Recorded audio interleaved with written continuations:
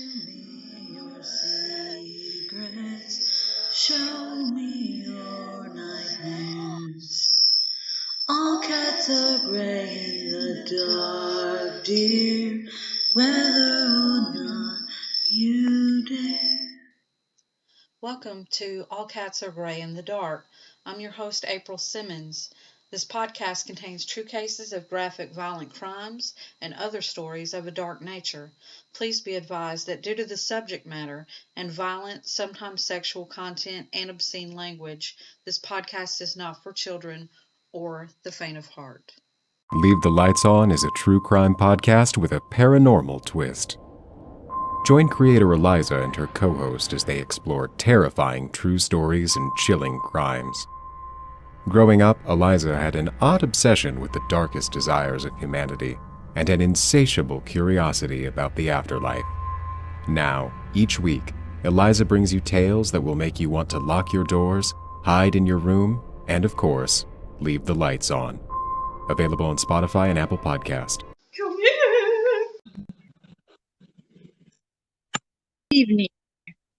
Good evening. Welcome to the 27th episode of Lost 20-something.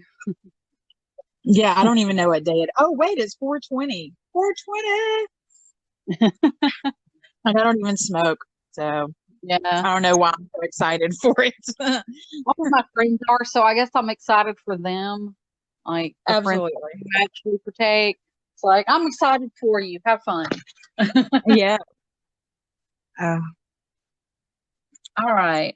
I have what I think is a short episode, but this one Okay. has discussion, so it might end up longer than I think. And just so everybody knows, I'm sure other people have started to notice, I haven't done as much editing during quarantine because we're usually recording by phone, and I just go ahead and upload the file. Like it auto uploads the file when we get done. So I haven't been doing as much editing, and I usually just throw the ads before the show instead of splitting it like normal because it's just easier. So Yeah, I mean, we got to do what we got to do in these trying times, you know? yeah. Ooh. Okay. This is one that I've been planning on doing for a long time, but I just never got around. Like I had this top of my list since the beginning of the show, and then for some reason it just kept getting pushed down by other stuff. And that is the case of the mysterious death of Cindy James. Okay, and Have who you- is Cindy James?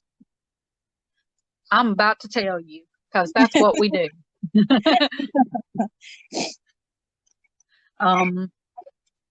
It's a case that was on Unsolved Mysteries at one point, so you may have heard of it and may just not remember it. I love that show. I miss that show so much. Yeah, I watch it sometimes randomly. If I can't find anything else to watch, I'll put on an old episode of that and Yeah. watch it. In June 1989, the quiet Vancouver, British Columbia suburb of Richmond was shocked when a body was found lying in the yard of an abandoned house. It was of a 44-year-old nurse named Cindy James. She had been drugged and strangled, and her hands and feet had been tied behind her back. The Royal Canadian Mounted Police, the RCMP, believed that her death was either an accident or suicide. Oh, really? Yeah, that's where I'm starting you off at because I want you to know up front that the police said that this was either an accident or suicide, even though she had been drugged, strangled, and her hands and feet had been tied behind her back. Remind me to never get murdered in Canada. I almost spit up my tea.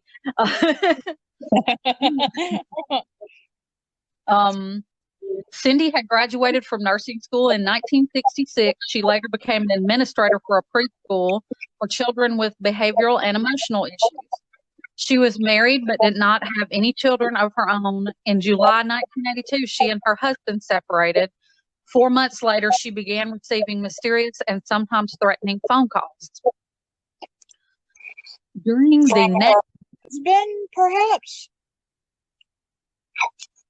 That's what some people believe, and some people believe other stuff. I'm going to have to say the vocal majority actually believed she was just crazy and made up this stuff. So, Okay. yeah. But I'm kind of in the middle here. I don't know what I believe in this because there's a lot of evidence on both sides of it, honestly. You know, like it's kind of, I'm torn on this one. During the next 7 years, she reported nearly 100 incidents of harassment. 5 were violent physical attacks, while others were whispering to silent phone calls. This got worse after she involved the police. At night, she heard prowlers, her porch lights were smashed, and her phone line severed. Cindy found 3 dead cats hanging in her garden. According to her friend, yeah, I know. According to her friend Agnes Woodcock, she said bizarre notes began to appear on her doorstep. Someone was trying to scare her to death. She became reluctant and frightened to give details. Over time, the police began to doubt her stories. So this went on for 7 years between the time it started and the time she died. And what year was this again? Well, she was murdered in June of 1989. So it started in 1982 and went to 1989. Wow. Okay. So yeah, there wasn't like Ring doorbells and stuff available to the public that were cheap that you could set up at that time. Yeah. The notes, and you'll see she does actually do stuff to try and stop it. It just doesn't work. The notes become more dark and threatening. One left on the windshield of Cindy's car showed a corpse being pushed into a morgue. Cindy started receiving orders of raw meat being sent to her home. Once she arrived to find her dog shaking and sitting in her own feces with a cord wound around her neck tightly. So somebody tried to strangle her dog. God. Her personal journals reflected how traumatized Cindy was with what was happening to her. So she kept journals of what was happening. Good.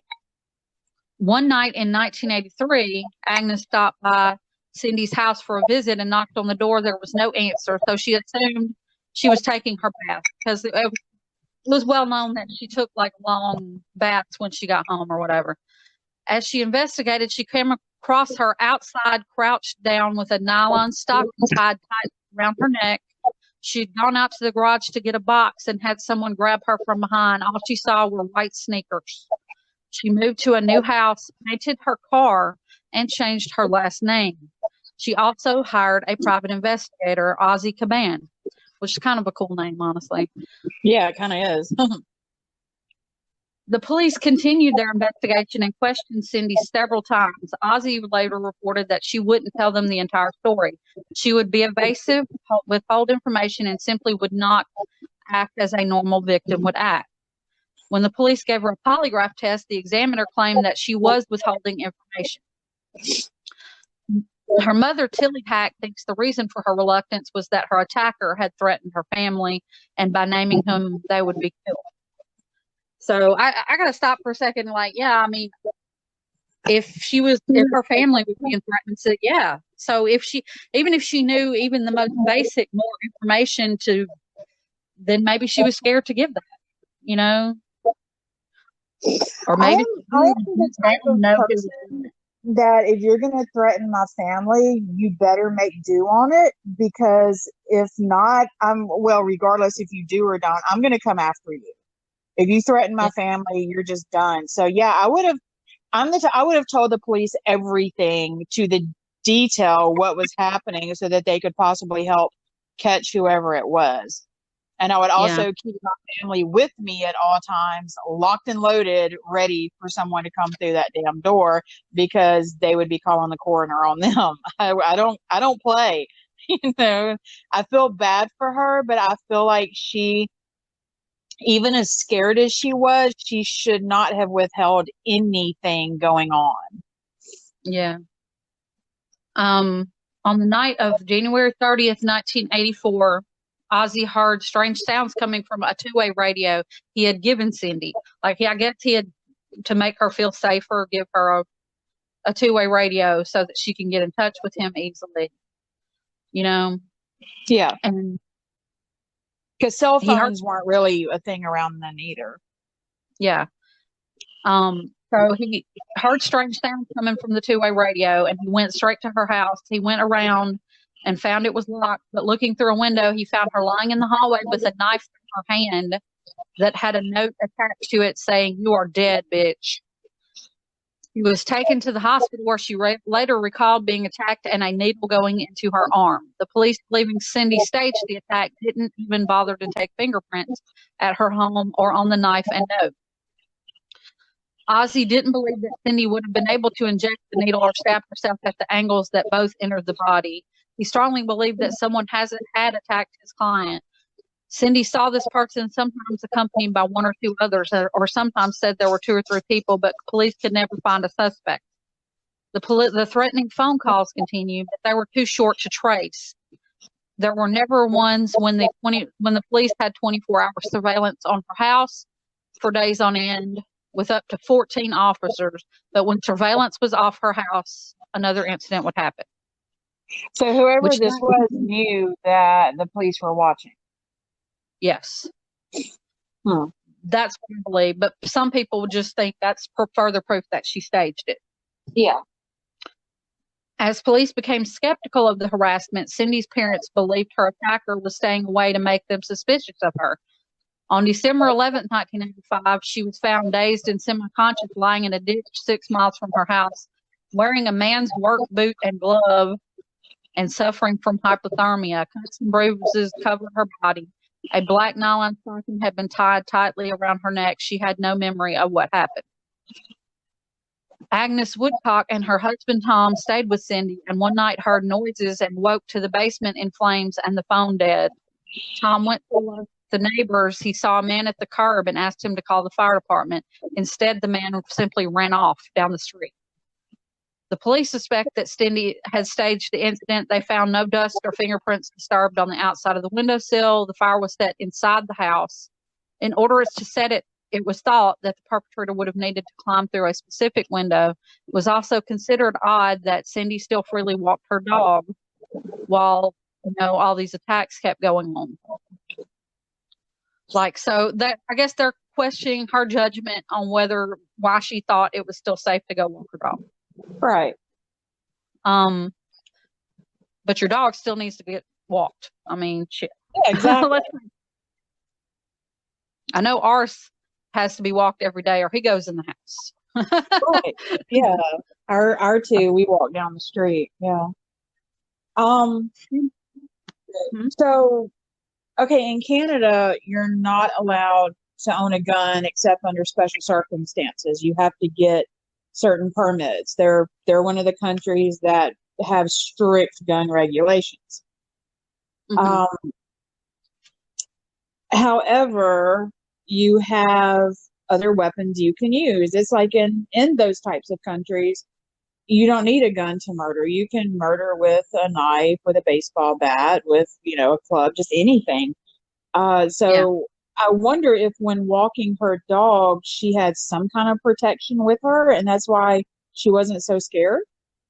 And I wonder if she had a big dog or a small dog, because there's a difference in walking a Chihuahua and walking a Rottweiler. Yeah. I definitely agree with that.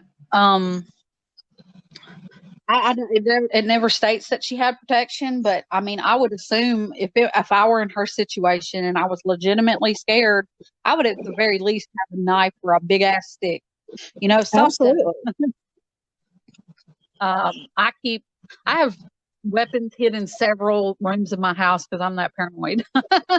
I am locked and loaded at all times. God bless America. I'm just, yeah.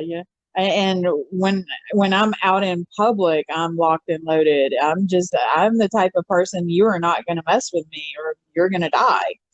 So yeah. I just want to mention right quick before we go any further. Everybody's heard me mention on previous episodes about my dad and that I'm scared of him coming here and that kind of stuff. Right.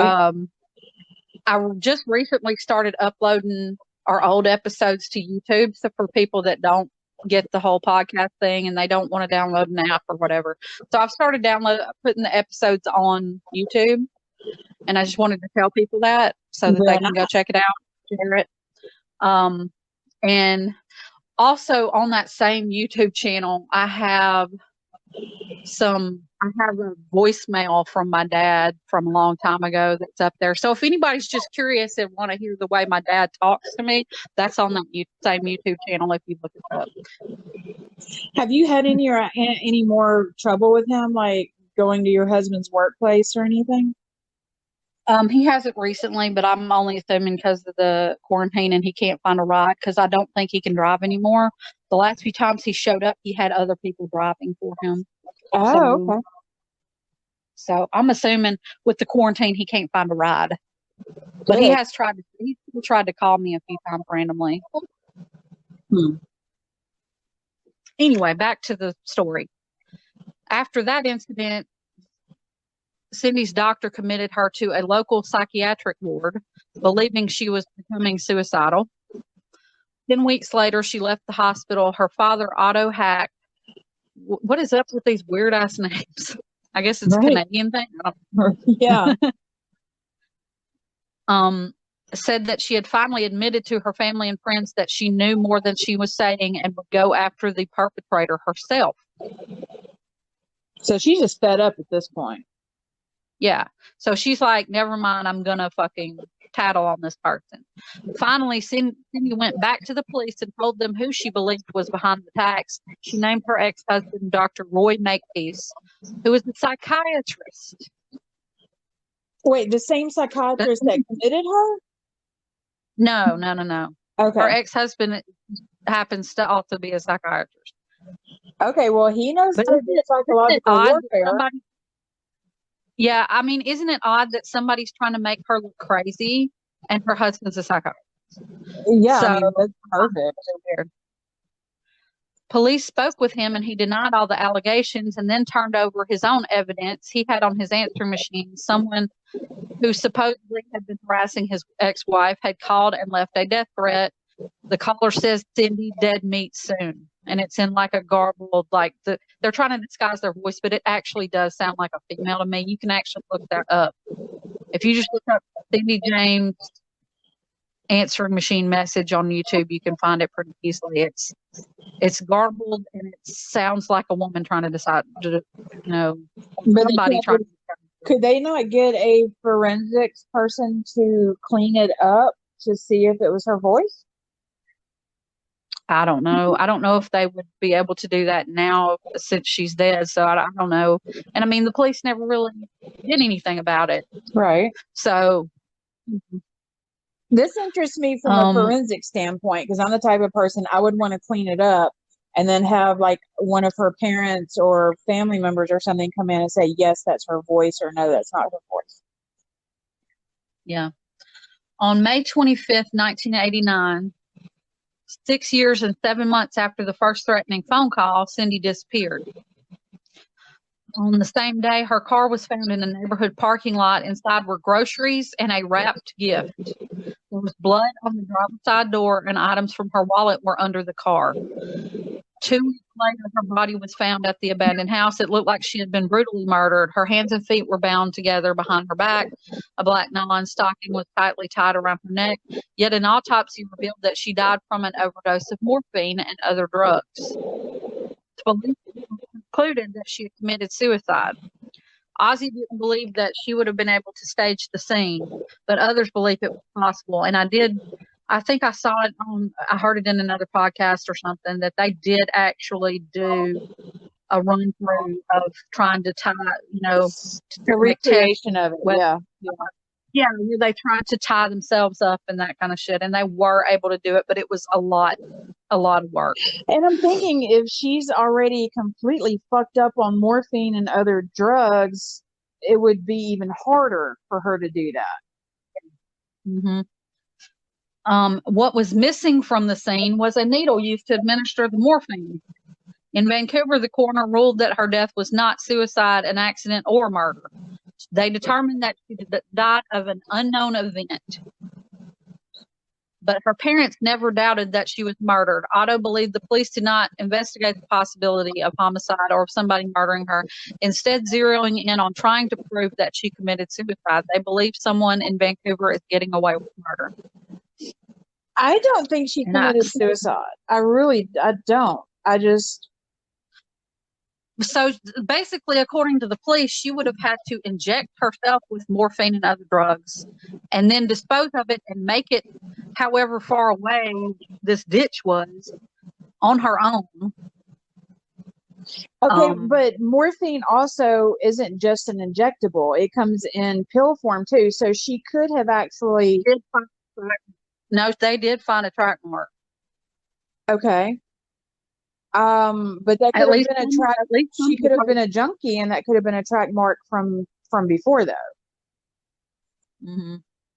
I don't know if they can forensically figure out if that's exactly what was injected, but it said that morphine and other drugs were in her system, but there was no needle present. So that to me says that she's on morphine and everything else. She somehow managed to stumble into the abandoned yard ditch and then tie herself up and everything. Like, I don't know. It just seems like very too much work. That's just too much work. Yeah. I don't think she committed suicide. I think someone did this to her. I really do. Whether she's crazy or not.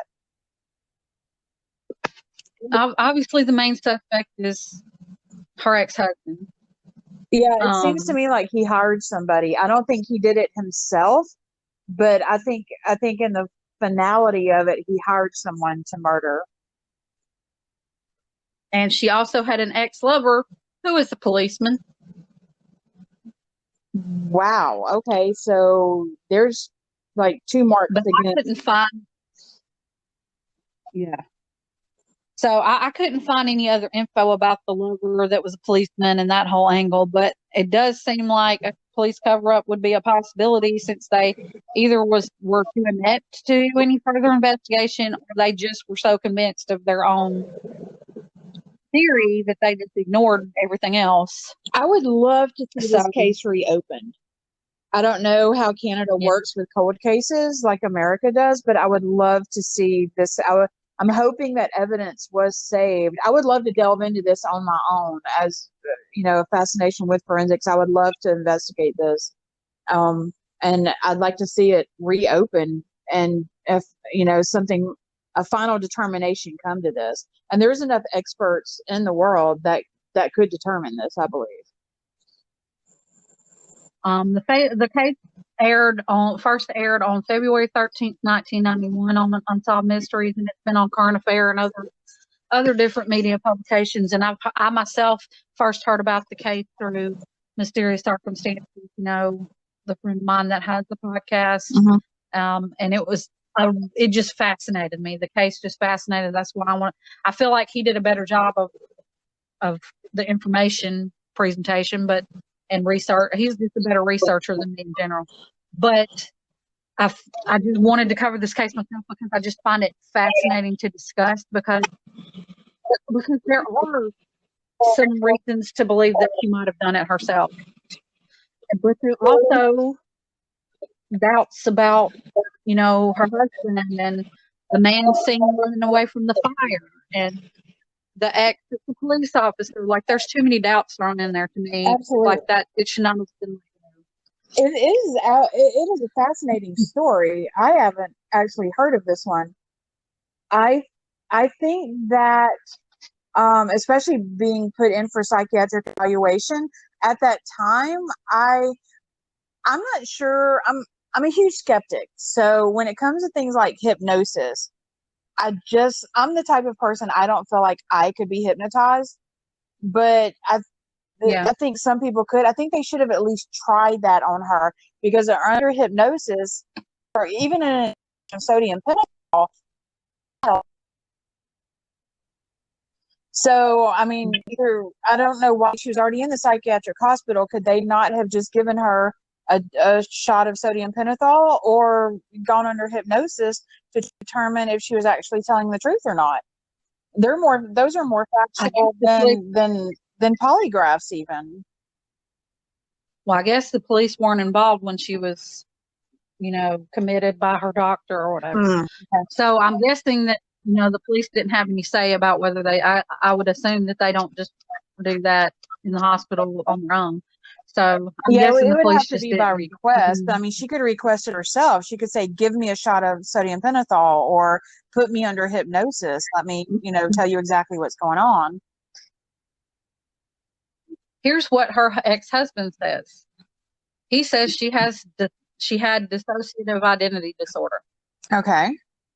or multiple personalities, as it used to be called. Yeah. Well, DID, dissociative identity disorder, that's split personality disorder, where those people actually don't remember that they are doing things that they're doing. But it seems like someone besides her ex-husband would need to be the one to diagnose her with that. Yeah, right. And he said he really thinks that she truly believed what was happening to her, but the medical staff and doctors who treated her when she was in the psychiatric ward never diagnosed this. So if she had it, it went unnoticed by the doctors and medical staff when she was in the psychiatric hospital for 10 weeks. And her family would have also noticed something up like that. Her parents, any siblings, any close friends, any relatives, they would have all noticed, because people with DID, it's noticeable. If they have it in such an extreme case of what she went through, it would be noticeable. Mm-hmm. Her home was never tested for listening devices, and the police never did an investigation into the policeman that Cindy had been seeing. If the attacker really wanted to make Cindy look crazy, avoiding making themselves known when the police were watching cast a lot of doubt on her story. It seems like the police up there they just didn't give a shit. Yeah. Even after she died, they still, as a policewoman or, police officer, I would have been like, what the fuck? Let's delve into this.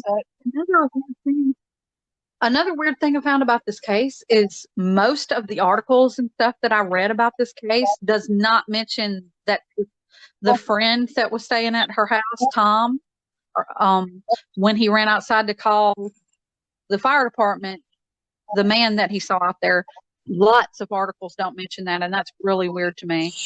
Like, why wouldn't you mention that he actually saw someone? Yeah, that's bizarre. That was not.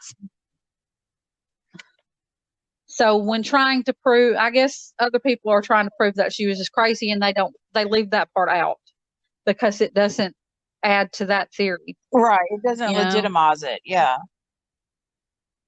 But I kind of left all the details that kind of, I wanted to represent this objectively so you could see both sides. Yes, she does look crazy in this situation because they never caught the caller or whoever was leaving the notes, all of that stuff. Like, it does make her look crazy. So I kind of wanted to present it on all sides so that we could objectively discuss it, because I honestly don't know. This one really just stumps me. I find it strange that it went on for 7 years. Yes. That's a long time for some. I mean, that would have driven anybody crazy, regardless of if they were crazy before, to be getting threatening phone calls and all these things happening for 7 years. I did read that it wasn't constant. It would go in bursts. Like, it would happen really frequently and then it would stop for a while. That kind of thing. So I'm guessing she would start back getting comfortable with her life and feel safe and everything, and then it would start back up. Yeah, that's psychological warfare. I think her ex-husband has something to do with it. Hell, maybe they even co-conspired this other ex of hers. That could be. Is there anywhere that lists the reason for divorce? Like, why did they end up divorcing? Was he cheating? Was he seeing someone else? Were they just not getting along? I didn't really see a reason behind it, no. Mm-hmm. And it's also odd to me that a psychiatrist would date and marry someone that is supposedly crazy. You would think a psychiatrist would notice these things beforehand, which again makes me think that she did not have DID and was not crazy, because unless he's just a shitty psychiatrist, would notice those things. But she was going through this on and off series of basically terrorism, if you ask me. For 7 years, and she's going to the cops and nobody's believing me. No wonder she acted crazy. Because that would make me So crazy. after 7 years, I would be insane over it. I would just get fed up, and I would tell the threatening phone caller, you know what? Come get some. I'm fucking tired of this. Just come get some. But yeah, it truly stumps me though, because there's, like I said, there is signs that she might have done it to herself because they never got any information or they didn't really have a suspect. But then again, it doesn't feel like they really ever looked for anybody. Yeah, I found that sad for her that no one seemed to care enough to really, really investigate this, even having 14 cops or whatever around the house and everything. That's not going to do anything. I feel like that people kind of gave up on her, and I found that sad for her. And then she ended up dead anyway. Yeah. I did want to say both of Cindy's parents have since passed away, never knowing what really happened to their daughter. Her sister, Melanie Hack, has written a book and runs a website dedicated to trying to find her sister's killer. So her sister is still trying to get this solved. That's so bittersweet. That's very bittersweet. I feel really bad for her sister. But her sister has not had anything happen, right? Her sister's had no phone calls or anything going on. I don't think so. I have not read her book, but I don't think so. But she has some pictures, and she has like the phone, the answer machine message on her site and everything. It's MELANIE hack.com, HACK. I'm going to look that up in a little while. It's a truly fascinating case. You're right. This is a tough one because, yes, it does come off as she's crazy, but at the same time, she's dead now. So whether it was suicide, which I don't believe it is, or whether someone was after her, the fact that it was 7 years long and drove her crazy because it had to have, there's definitely other factors into this that I believe that the police should have looked into and should still look into. I do too. I feel like even if that's true, they still should have pursued it more instead of just dropping it. Yeah, they dropped the ball. They should have collected. Yeah, they should have collected evidence and pursued this seriously. And if they found out that she did it, fine. That's fine. It's still sad either way you look at it.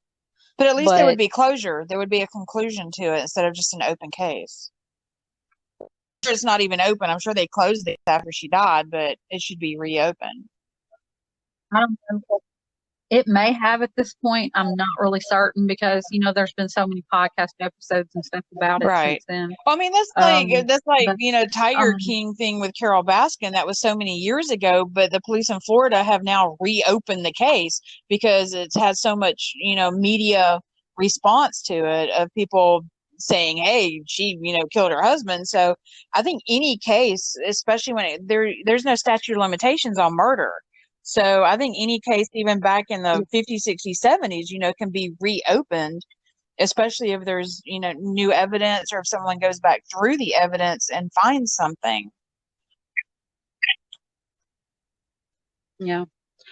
But anyway, I find that case fascinating. I don't know if there's much else we can really say about it, but I guess I feel an affinity towards her because I'm somebody with mental health issues. And I feel like she was wronged either way. I think she was, yeah. Well, even if she was mentally ill, then if she was batshit crazy, just absolutely insane, they should have kept her in the mental hospital. They shouldn't have released her. And the police should have been even more willing to help her, to prevent something from happening to her. I feel like either way she was wrong. She was in this. Somebody could have helped her one way or another, whether it was mental issues or whether she was murdered. Somebody could have helped this woman, and that makes me really sad. I concur with you completely. But anyway, I hope everybody else found this case interesting. Go look up more info. Go look up you'll have to message me later and tell me what you think of the answer machine message, because I'm Yeah, I'm curious. gonna listen to that. I'll let you know what I think. And as usual, all our links are in the show notes, and I have links to the websites and stuff that I used for research in our show notes. So check that out. And I guess we'll see you next time and Talk talk hard. Bye, guys.